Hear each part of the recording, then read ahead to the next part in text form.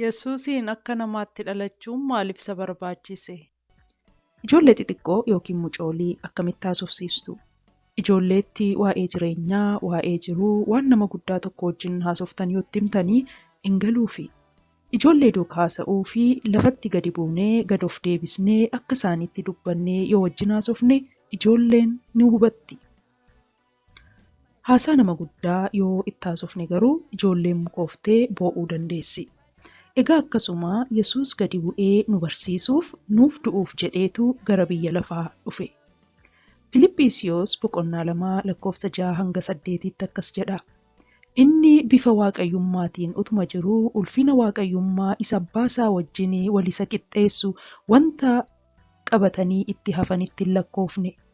Inni ulfina sana gadi dhiisee akka waan tokkotti hin gallee of godhe. Bifa garbummaa hin fudhate, fakkaattii namummaatiin hin dhalate, waan hundumaanis nama ta'ee argame. Inni gad of deebisee hamma du'aatti, hamma fannifamee du'uuttiyyuu abboomamaa ta'e. Yesuus silumaa jiraa eega ta'ee akka Yohaannis 1:1 irratti dubbifannu maaliif dhaloonni isaa barbaachisee jettu ta'a.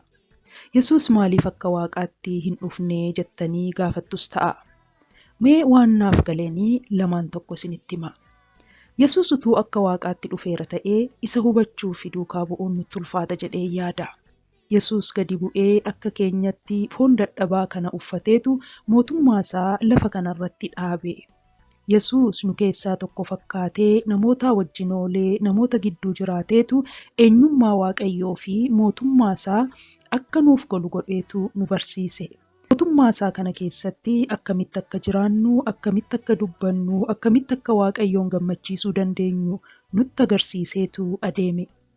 Har'a warri Yesuus duukaa buunuu waan Yesuus yeroo biyya lafaa irra ture godhe akkaataa inni itti jiraate yaadachaa fi of duratti ilaalaa ittiin geggeeffamna. Nu gidduutti dhalachuun Yesuus unuuniif eebbadha. Yesuusiif garuu gadi of deebisuu guddaa ture. Lammaffaa immoo Yesuus unuuniif du'uu fi abaarsa cubbuu keenya nurraa kaasuu fi akka namaatti gadi deebi'ee dhalate. Hamma fannoo irratti ajjeefamutti abboomamee lubbuu keenyaaf fayyina ta'e. Sababii inni unuuniif jedhee gadi of buusee fi Waaqayyo immoo waan hundaa caalsiseetu guddaa ol isa qabe.